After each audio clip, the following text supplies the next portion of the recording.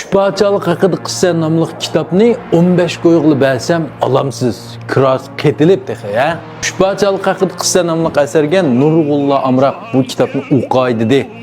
Lekin uyg'urchasi yo'q endi buning. Oldin qetim burun chiqqan vaqtga eli Üçbağçalık haqida qissaning Yuanban Jumbansi bu davlatdagi bu nashr bir qadar murakkab.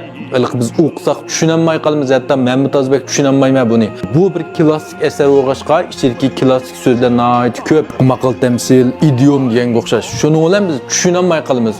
Nurg'ullo buni tushunmaydi ekanmi degandan keyin bugun mash nuqtani chiqish qilib men o'rta boshlang'ich maktab o'quvchilarining darsdan sirtqi zarur o'qishligi qilib tuzilgan Üçbağçalık haqida qissani ostidagi seri qarovga akeldim. Endi bu nima degan gap, nima demoqchi deganda, birinchidan buning bahsi nihoyat azon. Kiros qetilibmi aran 15 qo'y.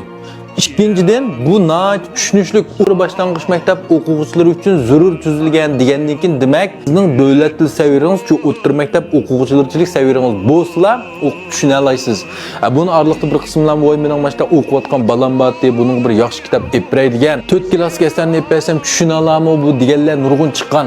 Naq bugun akaga ma banbansini epasanglar haqiqatan tushuna olaydi. Bu nihoyat oddiy, kichik Yika aytıldı bayan kılıngan benbensi. Lekin bu kitapның kursunsi anca köp emas. Yoqturdigan setvola yoki balamga epray degan do'stlar vaqtni setvolanglar, kitap tugab ketgan vaqtda yeni qilib bersangiz bo'ladi, endi setvolsam bo'ladi degan gaplar bo'lib qolmasin.